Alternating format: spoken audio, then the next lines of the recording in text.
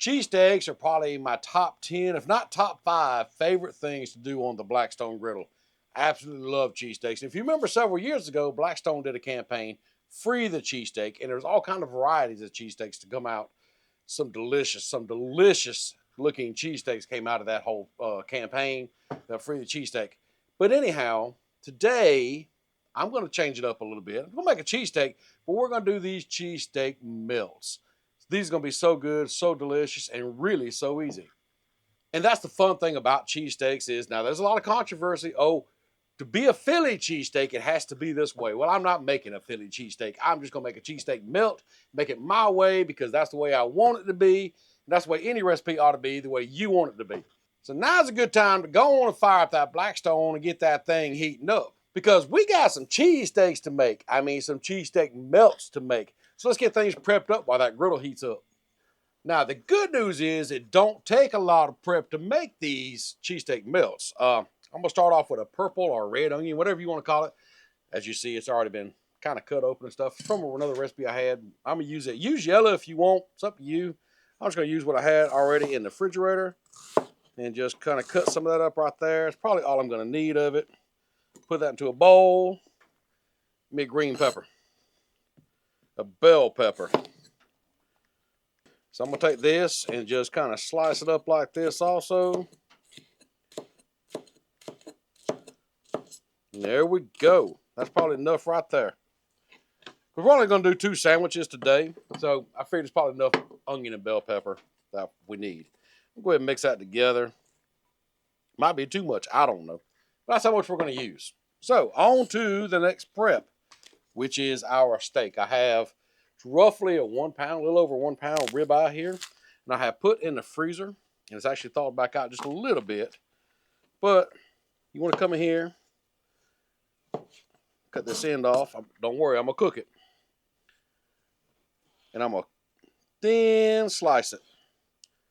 Because I want some. Now, you can get the butcher to do this. That's up to you. Or you can buy it already pre-sliced. I just like slicing mine because I can control how thick or thin each slice is. And there you go. I'm going to save this for later. I got plans for that. That's mine for later. But anyhow, peppers are cut up. Onions are cut up. Steak is ready. We got one more thing to do. Now let's get some cheese. So I didn't get the cheese whiz. I got this, the Rico's premium cheddar. Pretty good stuff. Not bad. We're going to put that in a bowl. I got to find my spoon. There it is. Open this can up. Because again, I want some cheese sauce on my cheesesteak melts. Yeah. So let's put that into a pot. So we can get that all good and hot and warmed up. There you go. We're ready. Let's go check on that griddle. Come on. Well, I'm seeing that white smoke. You know what it means? It's time to put some groceries on the griddle. Let's start heating up this cheese sauce first. I'm just going to put it right there. And it won't be long. It'll get good and hot. But in the meantime, throw down a little bit of oil. Kind of over here somewhere. And start sauteing down these peppers and onions. And I'm not going with the traditional cheesesteak seasoning per se. I'm going to use this Highlands plain steak by Blackstone. It's some really good stuff. Just a little bit of seasoning in there. And let's get it all mixed together. Man, that smells amazing. Peppers, onions, and that steak seasoning. Oh, yeah. You know there's going to be some good eating here in a little bit. I'm going to tell you, I absolutely love the smell of peppers and onions up on the Blackstone. You add some kind of seasoning like that Highlands plain steak in here. Yes, sir. You're going to have it smelling good. Neighbors going to come running, I'm telling you. Neighbors will come running. And so now these peppers and onions have been going for just a little bit. And look how good they're starting to cook down. So I'm going to slide these over to the side right now. Stir up this cheese sauce. Look, they got a little steam coming off of it right now. Yes, sir. And so now it's time to throw down a little bit of oil and grab up that good old steak we just cut up. Throw it on there. Got to have seasoning too. We're going to use this Highland Plains on it also.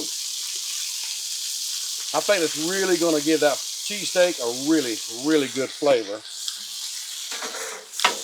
Let's just start mixing it up. And as you can see, it does not take long for it to start browning up. Look how quick this steak is browning up, y'all. It won't take this steak for just a few minutes. Just look how good this ribeye steak right here is turning out. And I wish you could smell it with that steak seasoning on here. Man, it smells good out here. And so now that steak is almost done, let's add some cheese into it. I add this provolone. I don't know how much I'm going to use. I want it to be cheesy. I really do, because it is a cheesesteak. So let's add 5 in there for right now.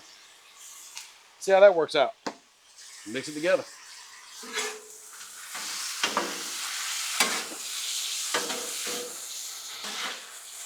There we go. We're starting to get stringy now. That's what you want.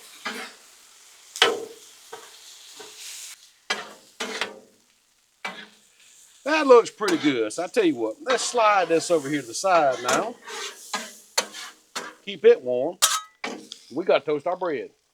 Now, as far as the bread goes, use butter if you want to. I love using this Duke's mayo. So you slather just a little bit on that bread, plop it on the griddle. Something about the oils and the mayo and all that kind of stuff come together to make a perfect toast. And I love using it, but you got to use Duke's. There ain't no other mayo out there. You can use some other ones if you want to, but you got to have Duke's. Well, that bread is good and toasty, and I have a cutting board here, so we're going to build these things right here on the griddle. Let's lay down our cutting board. I mean, look at that toast on these things. Perfect. Just the way I want it right there. So we're going to flip these back over like so. And let's see. Oh, we need steak first. Let's get some of the steak. I think I'm going to grab my tongs to do this. Be a little bit easier to work with than a spatula. Fill that thing up. I mean, look at all that meat we're putting on one sandwich. Yes, sir. That's going to be some good eating right there.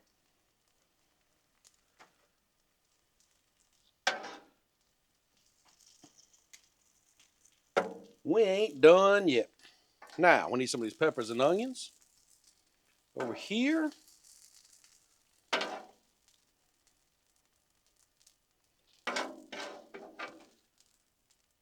Oh, yeah. Loving this. Loving how it turns out already. I'd be okay with it like it is. But we ain't done. We got this cheese sauce to go, y'all. So I'm going to take some of this cheese sauce and just drizzle over it like this.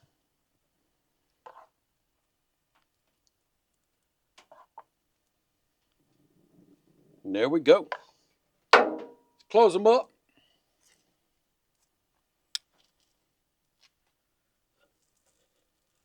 Let's take them over here and check them out. Come on. Y'all check out how good these right here turned out. I mean, beautiful crust on here. All that cheese, all them peppers and onions, and that delicious steak. Y'all, I'm telling you, it smells delicious out here right now. It smells like a cheesesteak, honestly. But before I can bite into these, you got to check these out. Take a look at this. Do I dare call these a Philly cheesesteak melts? I don't know. I'm going to call them cheesesteak melts for now. Let you be the judge of that, but look how delicious these turned out. This toasted bread, all that cheese, peppers and onions, this steak. Oh yeah, this is going to be good. We'll go ahead and grab me a napkin because I know I'm fixing to get messy because, man, these things, they look amazing, don't they? They really do. There's some weight to them, too. It's a good bit of weight to them. But, man, I'm going to take some weight off this sandwich and put it in my belly. Perfect. That is a cheesesteak on toast. Wait a minute. Oh, wow. That's amazing. That toasted bread takes us to a whole nother level. I use Texas Toast, a little thicker bread. And I tell you what, that really ups the cheesesteak game. Using that Highland plain steak really takes it to another level. So I highly recommend making your cheesesteak melts this way. Like I said, do I dare call them Philly? I'll let you argue that out there in the comments because I'm just going to call it cheesesteak. Whatever you call it, I'm going to call it good. I'm going to call it done. I'm going to call it and take it aside. Hope you enjoyed the video. We'll see you next time.